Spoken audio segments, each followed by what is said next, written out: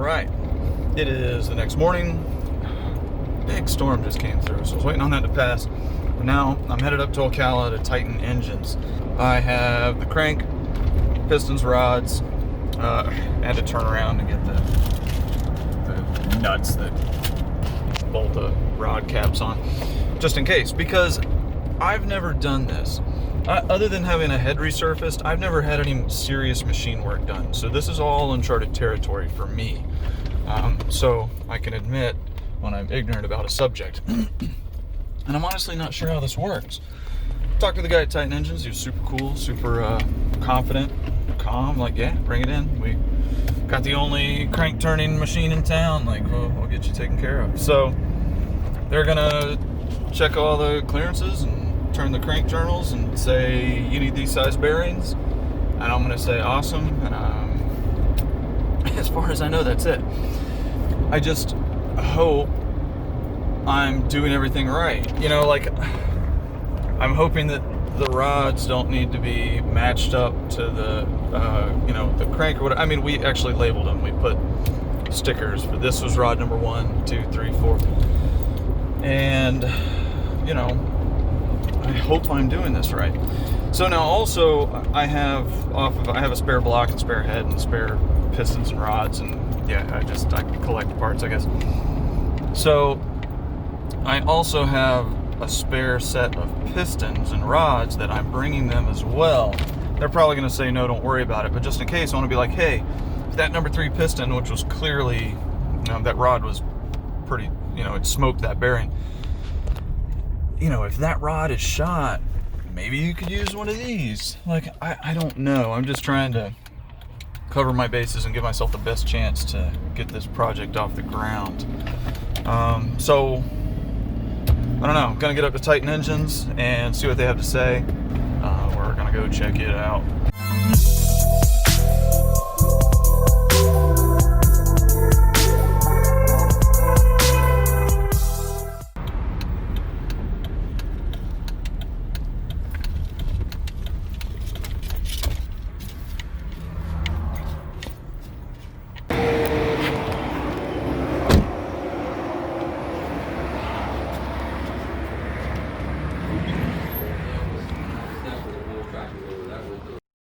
Okay, well, that's all I know for now. Drop those off. They're going to grind the crank, refurbish the rods. They're going to size the main and rod bearings.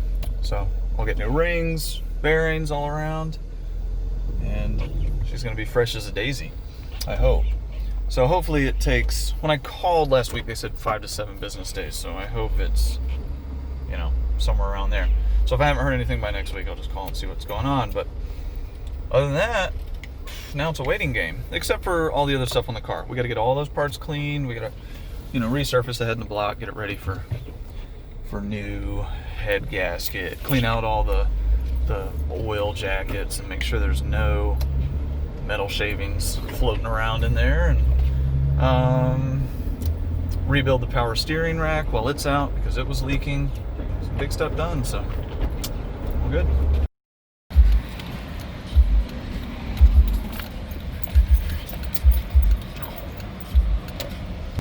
Okay, back at Titan Engines. They got the parts done in like 2 days. I dropped it off Monday, they called me Wednesday and said it was done. Pretty awesome. So let's go get it.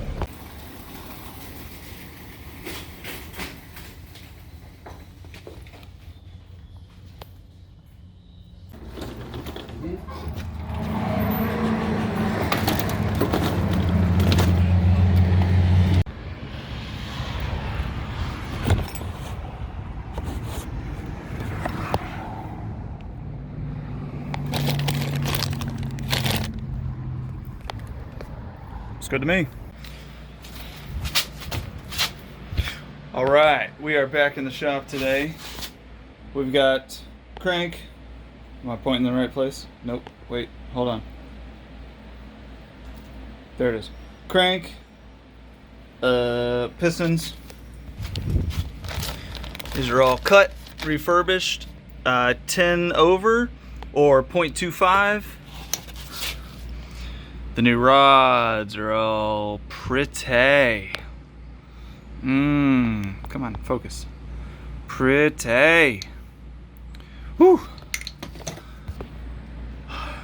Good stuff. So we have about a week before the parts come in, the new bearings, the new oil pump, the new pilot bearing, the new head gasket. So in the meantime, we gotta get all these parts cleaned up. Austin has already been over here the other day while I was gone on a sailing trip. That video is gonna be somewhere soon.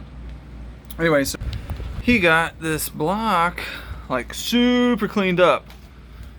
Sprayed the crap out of it. Sprayed out all the jackets. Everything is like mint. So,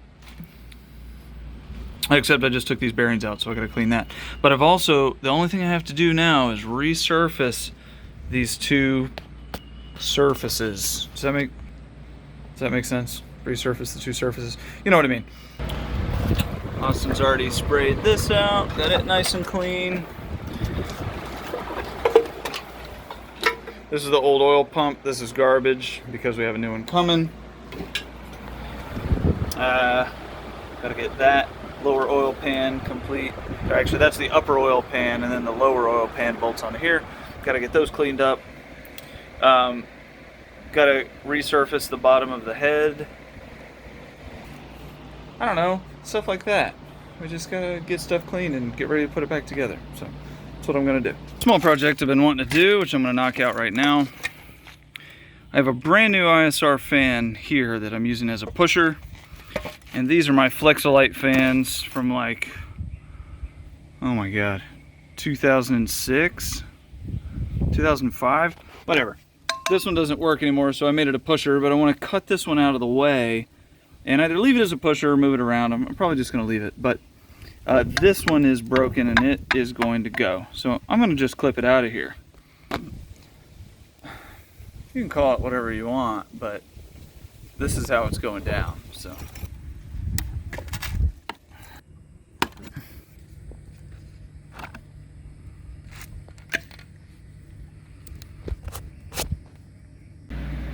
Yo, do you even understand how big this thing is right now? Do you see this? Do you see? Like, what's something for scale? Besides my hand. This is a Sharpie. What? What? Do you understand? All right, getting the block all ready to go. Been like working on resurfacing, getting all the old gasket off basically, making sure it's flat and smooth. Same thing with the bottom where the lower oil pan bolts in. Pretty much have that almost completely ready to go. Anyway, so I have to do a final cleanup of all the particulate matter from the gasket, and yeah, because like some of it's like settling into the cylinders. Anyway, final cleanup, spray it down with oil to keep it from corroding while we wait on the other parts to come in. I've got a ton of other parts in the shed that need to be cleaned, but we're getting there. How about those rims? Those are the rims off of Austin's 350Z. Why did I call it 350Z? 350Z. That's the ones I had on it. I do like those. Those are bigger. I do still like those though. I don't know. Anyway, he got these meaty little suckers right here. Yeah, these are good. These are Anyway, yeah. There's a few more things like the head. Got to resurface the bottom of the head, but as far as the block goes, I have some ARP head studs in that spare block that I'm going to use in here. So I'm going to go ahead and put those on. Like I think I've already showed, we have the pistons, rods, and crank back from the machine shop. And so we're just ticking away, getting as much taken care of as possible in anticipation of the bearings and the rest of the stuff showing up. New oil pump, that's very important for SRs. That's coming in soon. And yeah, just, you know, checking off boxes and getting ready to slap her back together. So let's do the ARP studs now.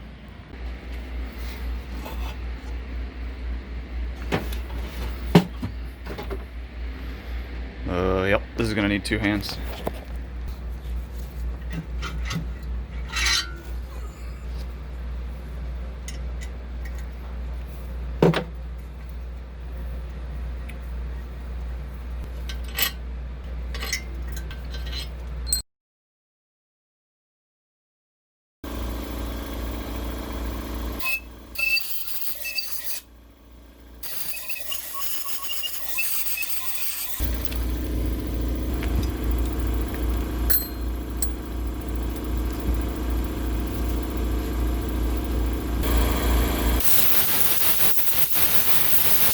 Alright, it's important that the head studs are clean and the holes in the block where they're going to mount, because they're, you know, if there's sand or dirt or something and they're not seating well, it's going to throw off your clamping force or cause them to back out or something stupid like that. So you just got to make sure everything's real clean.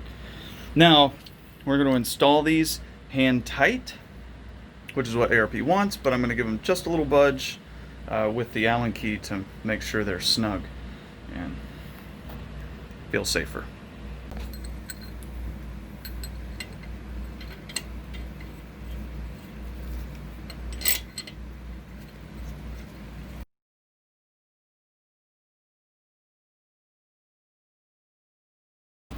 Okay, we've got all those in place, and we can't do much more until we get the head gasket and stuff, but at least as far as that's concerned.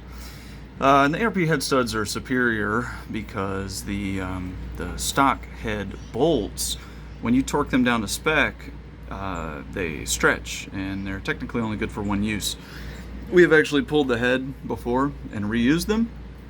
It's not good, so now we're doing it the right way. New head studs, they can be reused.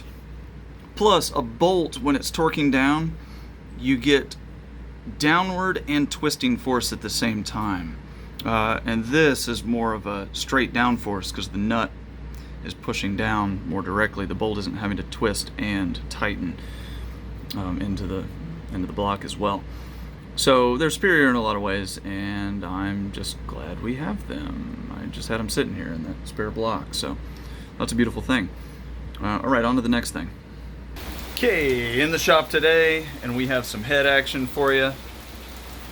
So we are going to get this baby ready to go. So the main thing we got to do is get the bottom of this head resurfaced. I'm also going to reroute. This is one of the coolant lines that goes to the turbo. It's actually right here. I want to get rid of all of this crap.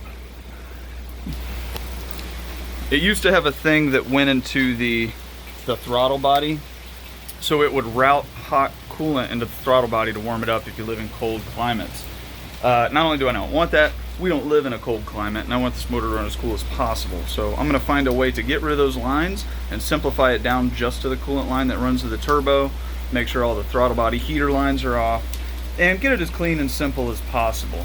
And then resurfacing the head and getting it ready to mate with the block, which is, I mean, basically ready to go.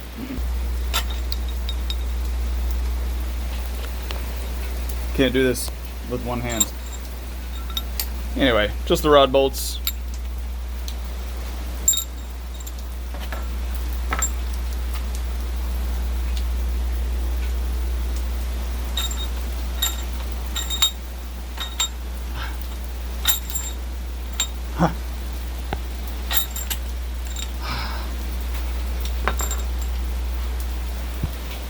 Okay, I'm gonna use 2 hands.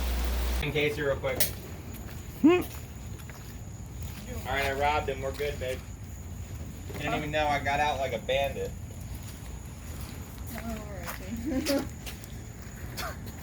Yeah, no idea. Oh, okay.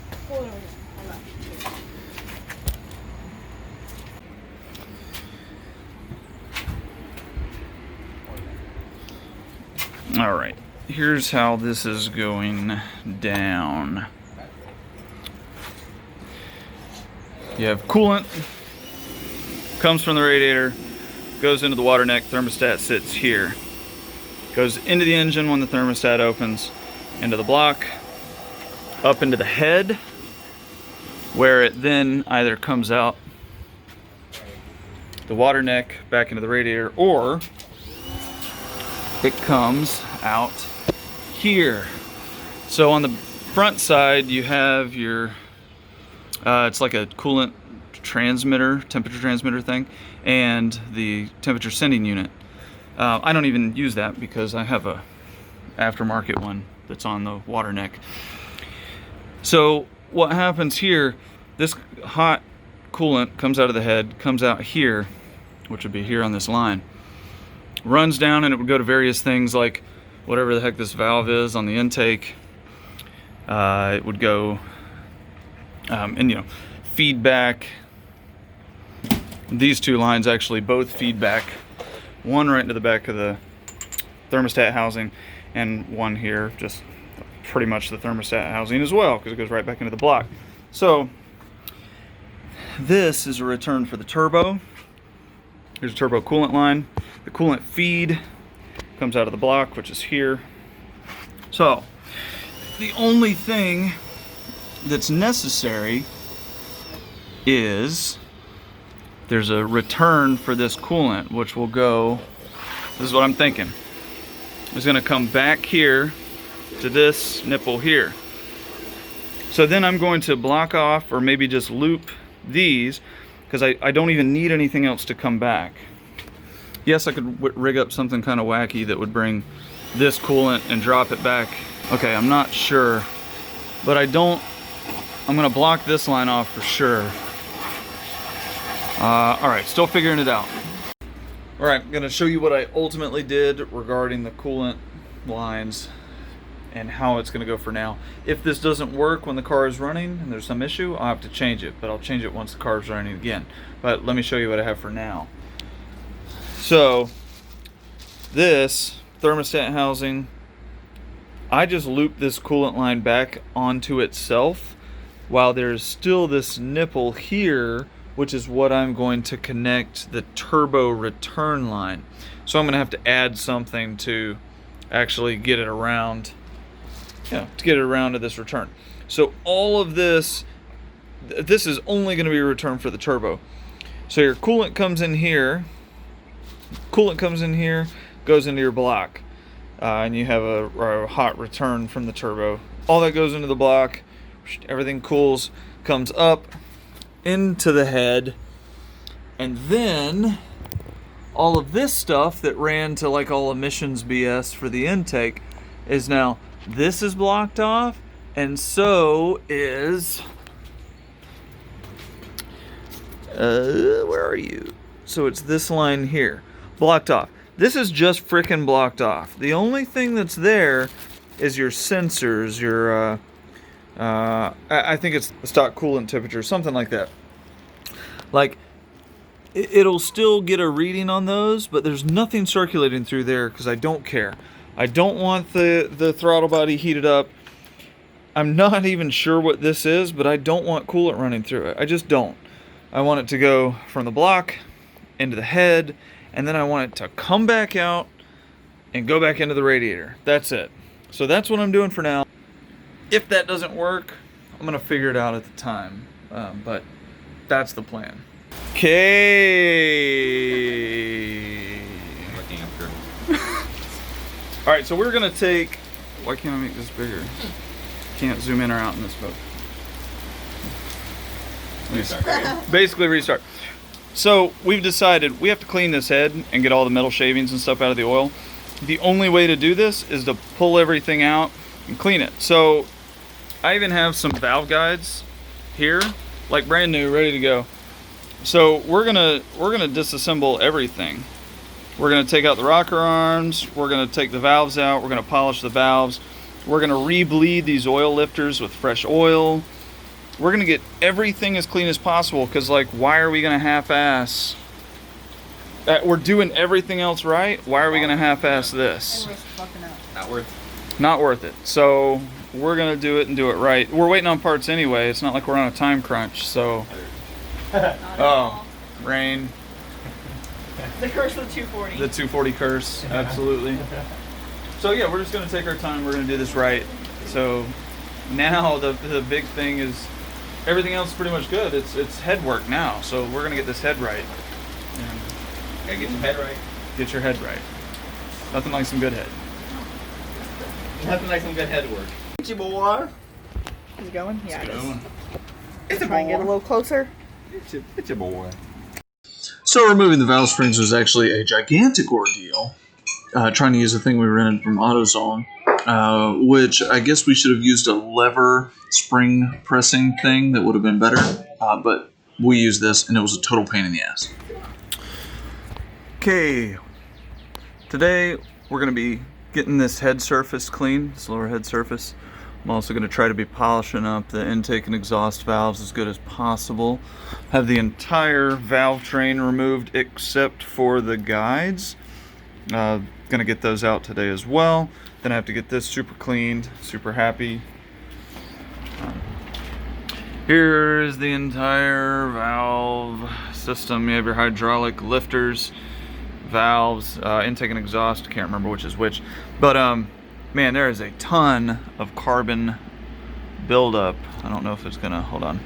There we go. Ton of carbon buildup. So this one on the right has been polished. I know it doesn't look it, but all the carbon is off, and the one on the left is really gunked up. I mean, there's a ridge. There's a ridge of carbon there. Anyway, it's taken like 5 to 10 minutes of valve to do. And we have to get everything super clean, super happy, and not lose anything. That's the big one. So I'm gonna start cleaning.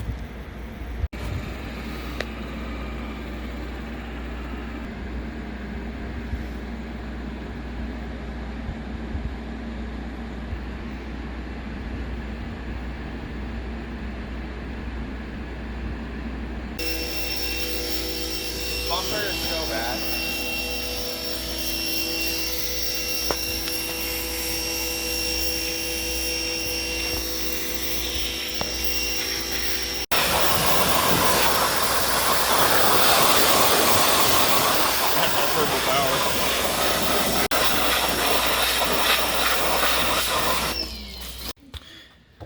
Rear main seal. I have no idea what these are for. These are the main bearings. These are the individual rod bearings. Thrust washers. New oil pump, a P2M oil pump. New OEM, piston rings. The whole set for those. And the Tomy head gasket. Okay, so finally have pretty much all the parts in.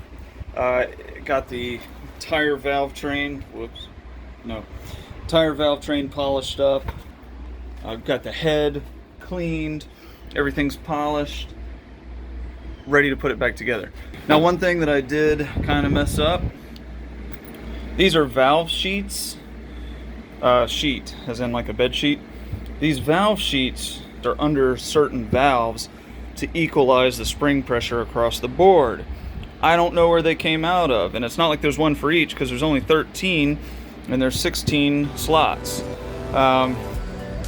So I have to learn how to equalize spring pressure across the entire valve train. But that's it for this video. That's all the cleaning and prep and getting parts and blah blah blah. In the next video, we start putting stuff back together.